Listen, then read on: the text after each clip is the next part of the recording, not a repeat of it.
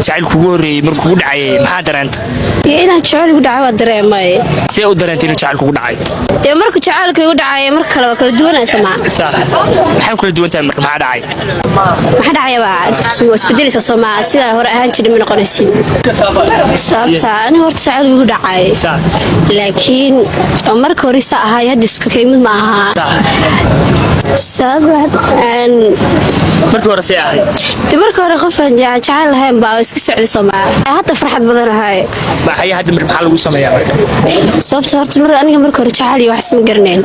hadda qofka hadda la socdo qofku waxa baad jacaylka barawee qof jacaylku baray ama jacayl ba aqoonin taa wax tahay wax leeyahay horta waliga inta nolosha farxad ku noolow halkaan uu ka salaamayaa waxaan leeyahay inta wada noolnahay geeruun baan kala kaxaynaysaa geeruun aye soo qof huwa waaye jacalkii u wareey wali jacayl ba aqoonin inta soo soconaa oo waxa wada soconaa hal sano